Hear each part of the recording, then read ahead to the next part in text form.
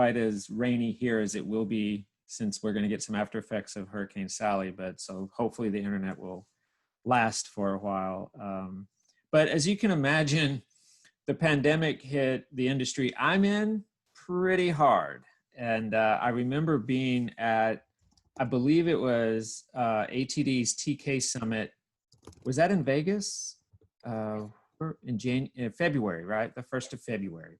And I was giving a presentation, and I remember at the time I put up a slide because there was just at the time, there were just some websites coming up that was starting to track this virus coming out of China, right? And so I talked about, at the time, there were 600 and something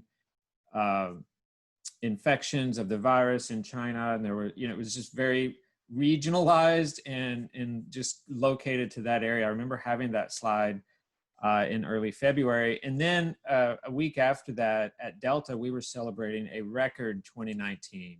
In our 95-year history, the best record throughout all those years of just the activity we do. And in one 24-hour period in June of 2019, we flew 705,000 people from point A to point B, wherever they were going, right? So it was a record year, not just for Delta, but for the airline industry overall. People want to move around the world, right? And so in February, that's usually where we do our year closeout. We were celebrating, having a fantastic time, parties, that kind of stuff. And then within 30 days, 97% of our business just evaporated.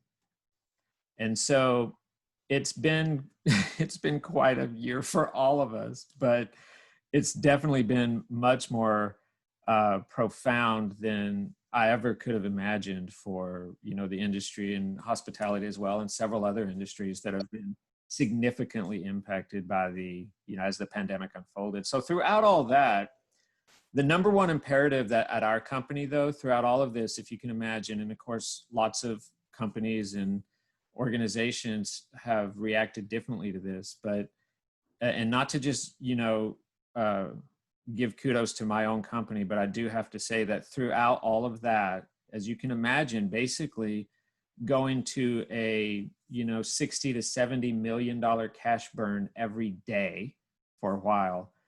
The one thing our leaders had as a focus area was our people and our customers as the number one imperative for us to figure out, as basically we've had to reconstruct, and this will be the industry reconstructed, but we've had to reconstruct our business. And so, just making sure that we do right by our people, being the number one imperative really stuck with me. I've only been at this company for a little under 3 years. So it was very comforting to know that as an industry is hit so hard like this one, that it still is about the people.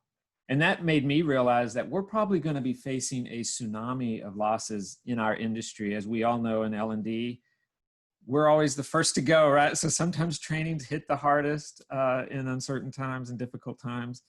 I've been in this industry long enough, so I just figured there's probably going to be a lot of job losses. And so in early April, I started talking to some folks about, hey, can we come together and figure out how we can try to soften the blow, if possible, for as many people as we can. So in April, we began this network. A bunch of us on this call today and several other people have banded together to create this community.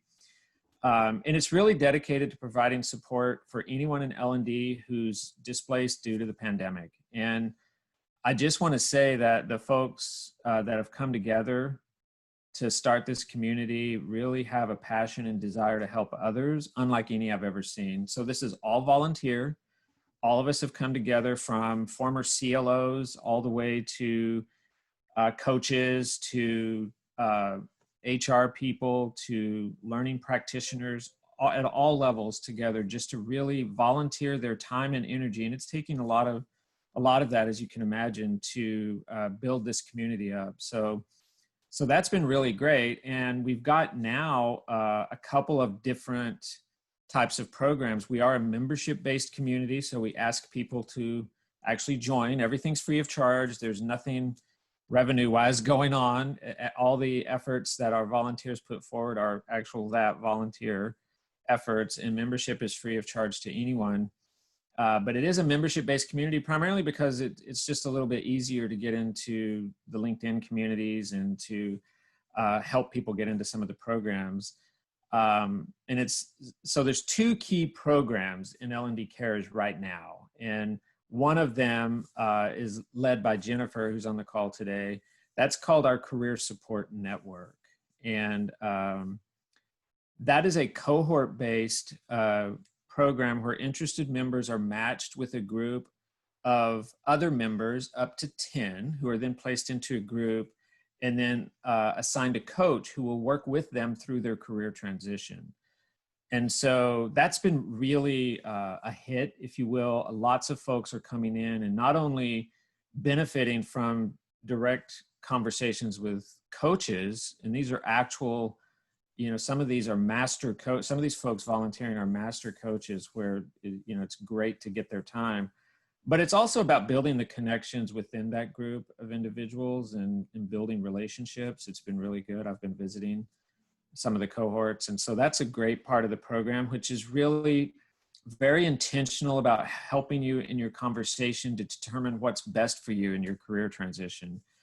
Right, all the way from helping build your resume to helping build your network to helping you just really work through some of what's going on in the world. And all of that. And then the second program is one Liz is going to talk about, I hope, today, which is the Career Growth Summit, which happens next week. And we're really all excited about that. So I'll let her talk more about that. And anyway, we've had a great start. We have over 300 members in L&D Cares right now. And we're all really excited about helping each one of these individuals in their career transition with whatever they need, that we can provide them. The one overriding goal that all of us have agreed upon is that since this can be a pretty soul-sucking process of trying to move yourself from one place in your career to another, we've all affirmed that we're here to ensure that the dignity is retained that each of us has, and that the process is very humane and really focusing on humanity first in all of this. So I know, and as we've all known, who, as we've been looking for jobs over the years, not even just during the pandemic, it can be quite challenging to go through the process of applying for a job and getting ghosted or never hearing back or getting so far in the process. And then, while you've had great conversations and not getting any feedback, that kind of stuff. There's also lots of positivity to it as well. As technology has brought a lot of great positive things to it as well. So taking that all in consideration, that's our overriding goal, is to make sure that, we all come together as people in this community and remain that all the way through. And I'm sorry, Michelle, I probably overtalked, but. Well, I just didn't get to ask you any questions. You answered them all before I asked. Sorry, just kind of went off on. Could I see, if everybody could see the green check mark in the participant panel, could I just see a green check mark if you're already involved somehow, a part of L&D Cares, part of our membership, other than our panel?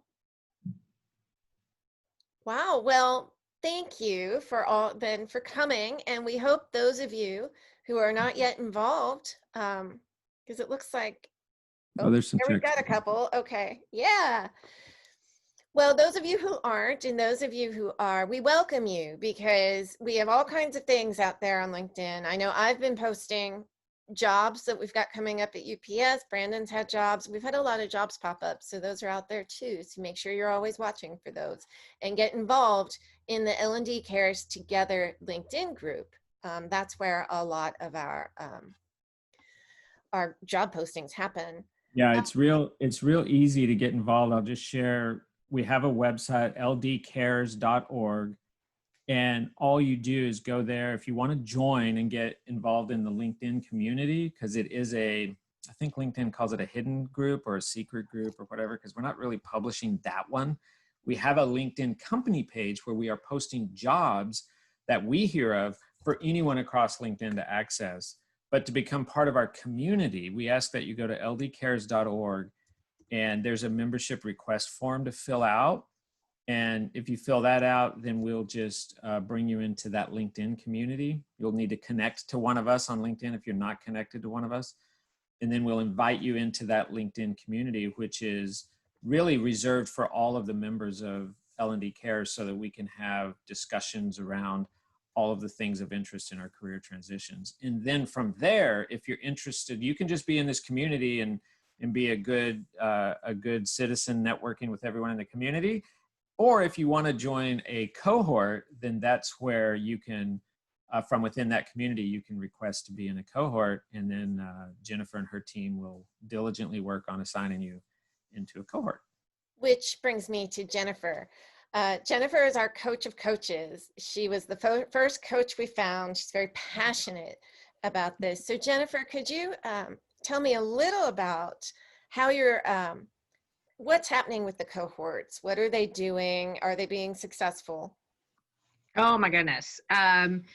Yes, they are successful. I'm really excited to have had the opportunity to get connected and to be able to help in this way. And I have been working with the very first cohort group that was actually the focus group, and really kind of helped us set the stage for how we put these cohorts together. And our cohorts, in my particular group, we've had 3 people who have obtained new roles and have started in new roles. So that is very exciting. And just the way that the folks in that network, in that small group of like 9 people, have come together for one another. And even the folks that have new roles now, they're coming to our cohort meetings every week and giving back and talking about how important it is for them to share what they've learned in their journey with everybody else, and to keep all those people in mind when they hear of things that are still popping up. So it's really created a wonderful opportunity for authentic networking and collaboration, which is great to see. So I'm actually joining a cohort soon because I'm trying to change up my career a bit. I'm looking forward to it because, as Brandon has told me, there really seems to be a sense of almost family with everybody, that there's a sense that you're not alone. Mm-hmm. So can you tell us more about the types of coaches and what types of people you're bringing in to help us? Oh yeah. So the coaches that I'm so excited. The coaches that I'm bringing in are actually folks that were in some folks that were in my network, either through some of the organizations that I'm a part of, like the Association for Talent Development. Also the coaching program that I went through with the University of Texas at Dallas. I reached out to them and they sent out an email blast for me, and I've had about 25, 30 different coaches that I have worked with and had conversations with, and some more folks that I have reached out to that I haven't had a chance to have a conversation with. But all of the coaches that we're bringing in are either credentialed coaches by the International Coaching Federation or some other coaching program. So they are all credentialed coaches or have completed their coach training. So they're great people to have, kind of in your corner, and folks that are doing this all on a volunteer basis. Like Brandon said, we're all a big group of volunteers, and that goes for all the coaches as well. They're all volunteering their time and are so excited to be able to help. That's fantastic. And I just want to mention something that was asked in the chat about our job postings. We do have opportunities. It's pretty much across the board: permanent jobs, contract jobs. Almost everything's remote now, obviously. And Brandon pointed out, we've also partnered with recruiters and placement agencies who are placing both full-time and contract. So not only are you getting You're getting like a career coach, but you're also getting this opportunity to see jobs that are not necessarily shared with everybody else. Jennifer, will you give us a story just of someone who has graduated, so to speak, into a real job? A real Yeah, job. Listen to me, a new job. a new role. Sure. One of the folks that is in the cohort that I am coaching had been out of work for months, and she had been on she had interviewed and applied for numerous jobs, and her ability to remain true to herself and focused on, okay, this was a no. Well, that means that job wasn't for me. So, and just being really, really particular and being persistent. I think she's one of the first people that will say the biggest tip that she gives is being persistent, and the experience you're having an employee experience with a company every time that you interview. And so she talked about how with this one particular company that she now has her job with, she just kept reaching out to them every month. That was something that was really important to her. And she just kept saying, hey, I know you're still trying to figure some things out with the pandemic. Just want you to know that I'm still here. And she did that every month. And she got that job. And so that is what I just love to hear that. But continuing to hear her talk to the rest of our cohort about being persistent and remaining true to yourself, I think is a huge success story, and one that everybody needs to hear. Oh, I so agree. And that sort of brings me to, we're working with recruiters. We're trying to grow our careers. We're all in, well, a lot of us are in transition. And so we have put together with L&D Cares, we've put together a career growth summit. It's a free 3-day conference that covers everything from how do we work with recruiters to how do recruiters work with us to what is the future of work. And Liz, she disappeared for a minute. Liz has been the driving force behind this. She specializes in talent. She knows what she's doing with these conferences, and I'd love to have you talk to her about this. This, again, is next week, Wednesday through Friday, and it's free, and we encourage everybody to sign up. So Liz, why don't you tell us all about it? Well, hey there. I was just getting my handy dandy list because I'm old school. I still need paper. I still have it too. Must have paper, must have, Post-its. But since I'm talking to a bunch of learning folks, you guys know the crazy, so this is good. Hi, everyone. So glad to be here. And I am so, I can't say anything except for humble proud about how this L&D Cares community has come together and how everyone has said, oh yeah, we're gonna do this. We're gonna jump on board, and has been completely open to the experimentation that it means to say we're not just looking at talent, matching person to job, but exactly like Jennifer was saying, what's your magic sauce? What is the right role for you? If that didn't work out, wasn't the right role for you. And so this piece of each employee experience, how are we taking it with us, and also distilling what we want so that it isn't that that apply and that soul-sucking process to say, well, you get really sad. And it is a very difficult piece to say, how are you looking for that new job if everything around it is discouraging? And so the idea behind the summit is, what if we were to reimagine the talent matching process so that it could actually be enriching, enjoyable, and it is that positive piece of we're going into a good area of growth in our own careers. We're looking for a job during a pandemic, but as we look to those pieces, and this came out from the crowdsourcing that we did, and also the cohorts, is everyone says, my next role, I want to have an impact. I want to make a difference. And we took those crowdsource ideas, the feedback from our cohorts, and said, okay, if we were to design a summit, who would be the stakeholders?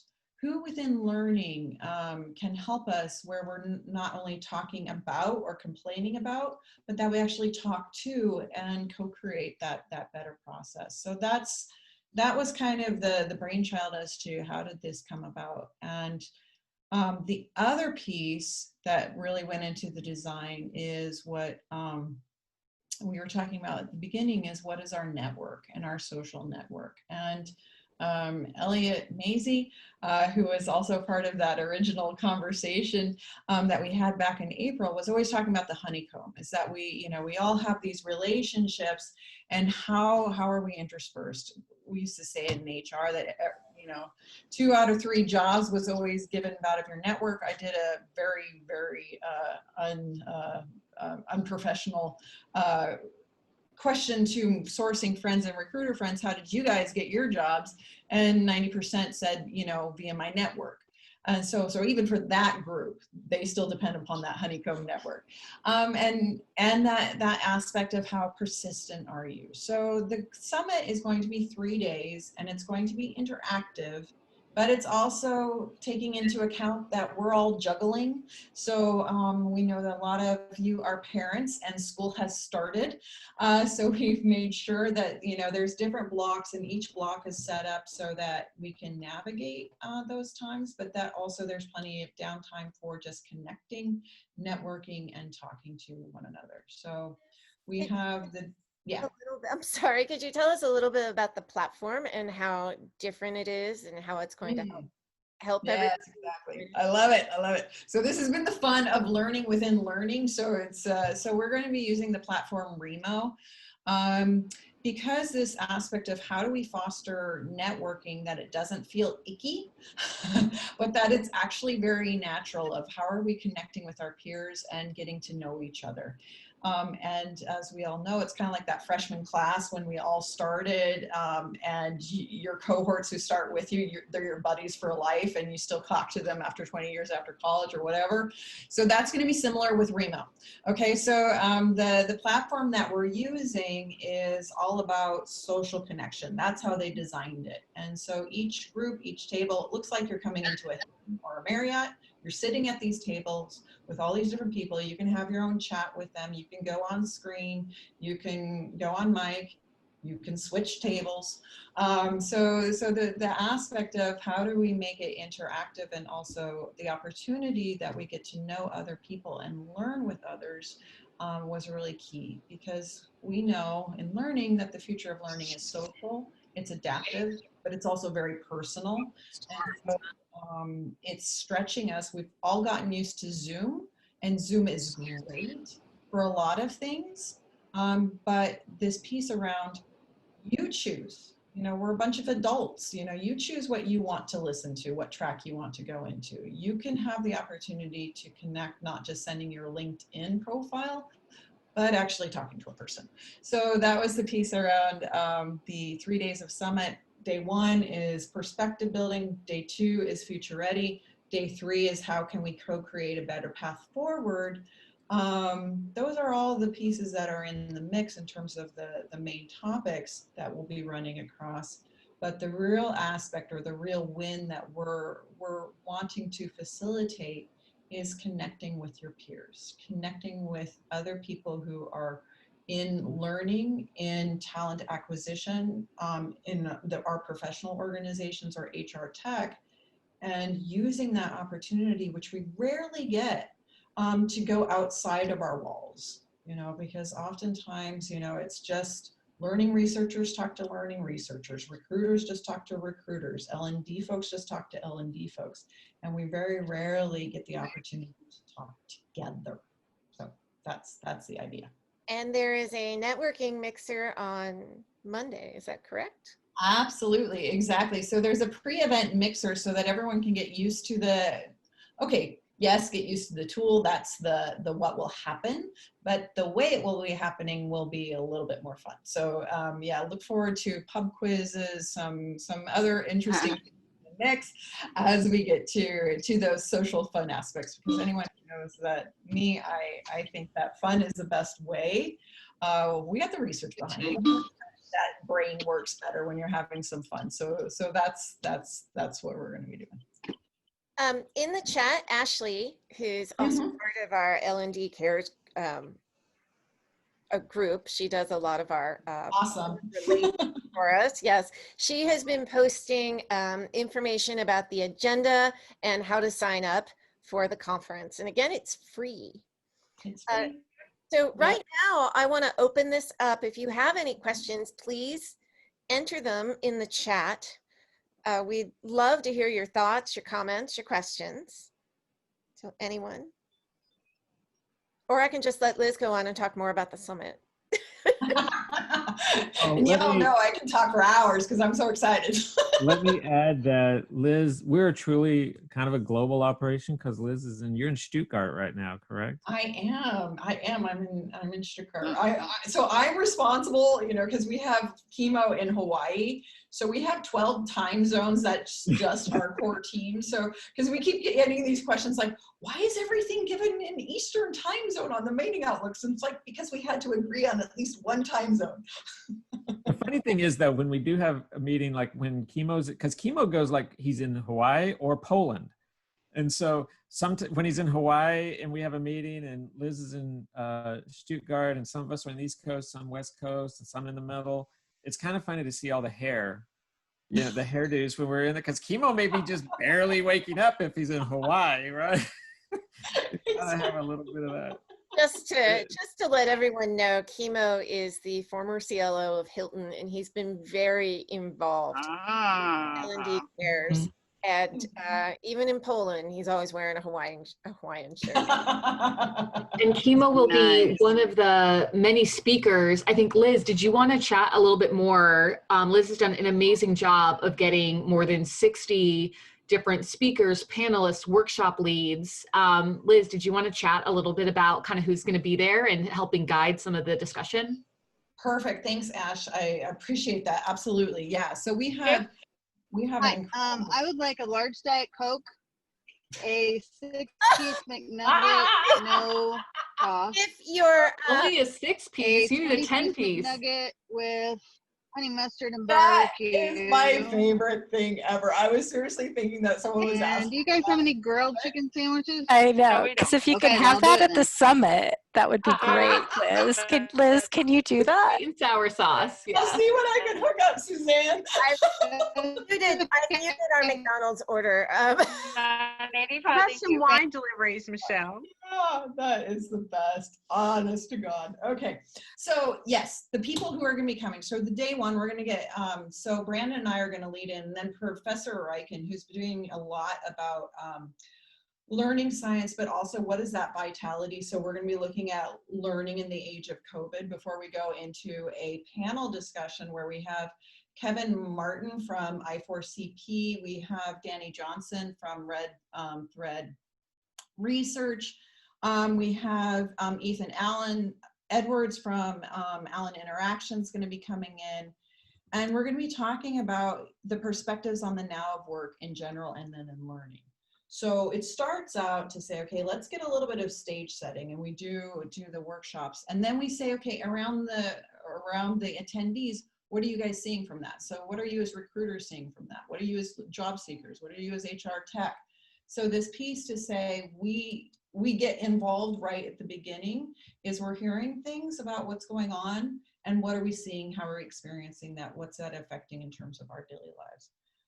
We then bring it all together to say, okay, what are those insights? Because these insights will then meet for the Friday where we co-create together. We then have a break.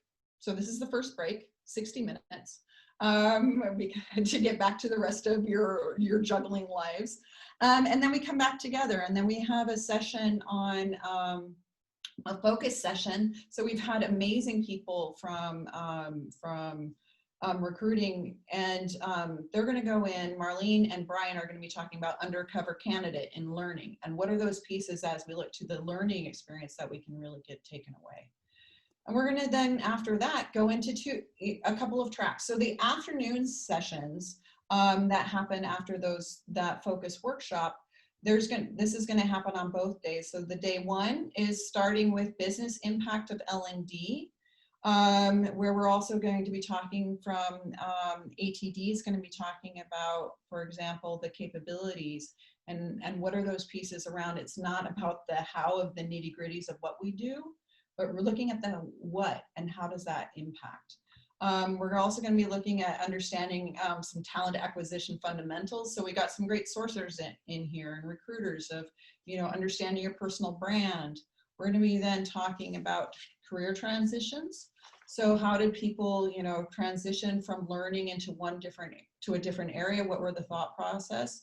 And then we're going to talk the last track is also about perspectives. So taking the opportunity to share some perspectives between hiring managers, HR, job seekers, and recruiters as to how do you see this. And so within those tracks, there's always 3 different opportunities that you can go to. So it's just like college, you guys can pick your syllabus as you want. And so because that day one is really about perspective building. And then we finalize that evening with a dance off, which Brandon's going to be spinning the tracks for that one. The next day, I hope. So like I said, fun's built in. The next day is going to be about future ready. And this is that piece to say, is this fit for purpose? So challenging some of our paradigms. I like to say, sourcers say, I look for people for jobs. Well, with so many of us being displaced, really looking, is this a real opportunity to question some of those pieces and say, okay, is this fit for purpose? So we're going to be looking at, here, looking at the future of work, the future of learning, learning anywhere, everywhere. How are we doing that? So starting off again with a really great panel of folks, working the future, etc. And then we're going to go in, the focus session is there from Michelle Reed, looking at what is that workforce of the future. So that's the focal point there. That afternoon, after we do that, we're going to be looking at our personal and own development, because I don't know about you guys, but I oftentimes look to everybody else's development plan, and mine was always a little bit off to the side, particularly when I was working at corporate. So this is that piece of, oftentimes we have our worst shoes. So looking at how do we look at our own kind of development, where are we going with that? Then going to say, how do we use talent acquisition technology to our own advantage? Learning from that side.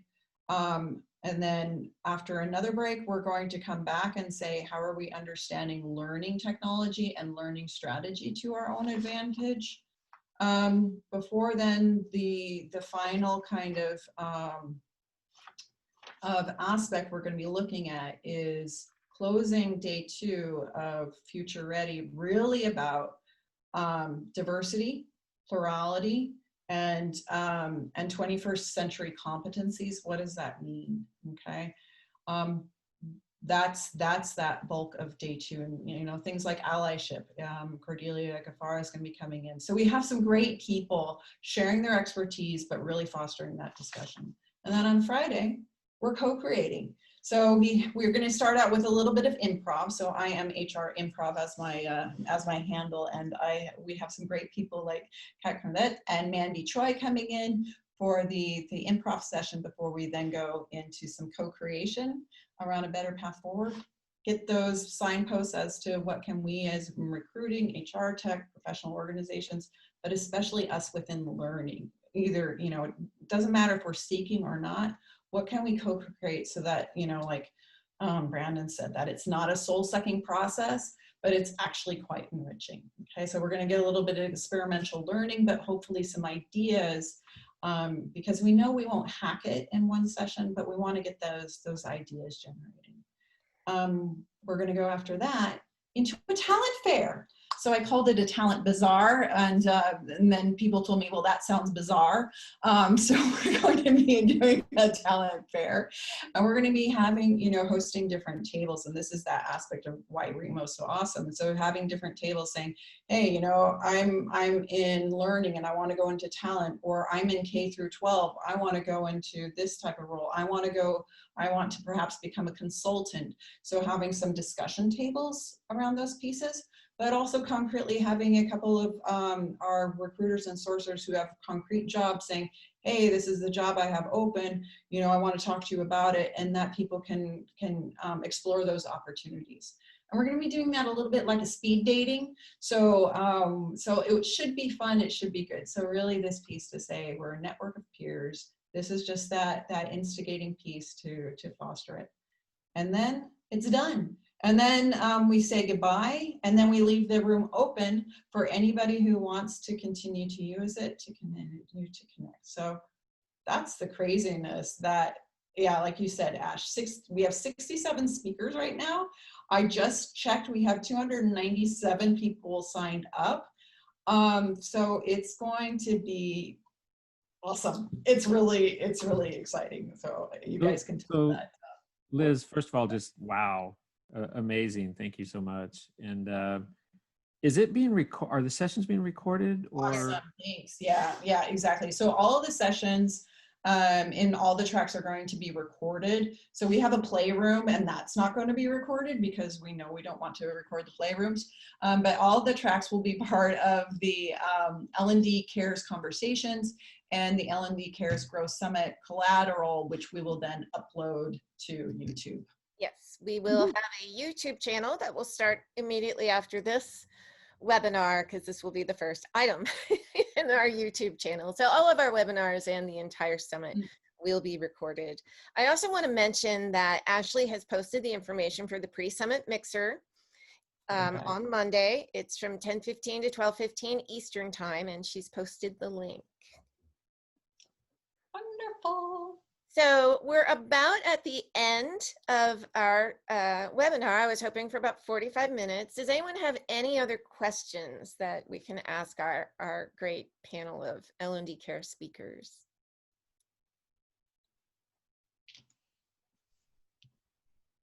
No, I just wanted to thank you. This has been great. Thank you, Lisa. Thank you. Thank you. Well, with that said, if you're not in L&D Cares, please go to ldcares.org and sign up. And at that point, we'll let you in. We'll invite you in our LinkedIn L&D Cares Together group. Anyone can check the LD Cares company page, and that is where we post all of our jobs that we come across, as well as in the LinkedIn group. And of course, our webinars will be held like this twice monthly after the conference. And then please come join the conference, because I think you're really going to enjoy it and enjoy the networking it's going to afford you. So thank you, everybody. Once this link is ready, I'll post it in the YouTube channel and send out the link. Perfect. And there was a great question that I got. So in terms of the schedule, so I put the schedule link that you guys can see. It's ldcares.heysummit.com, and this is where you can see the agenda and where you can see then the speakers. So we are uploading basically daily the new registries, but so that you can see what you guys will be doing. That's the link to go to. All right, so you can check out the agenda there. And I guess that's everything. Everybody have a great Wednesday, and I hope to see you in LinkedIn and at the summit. All right, thanks everybody. Bye. Thanks everyone. Thanks, Michelle. That was fun. Appreciate you doing that.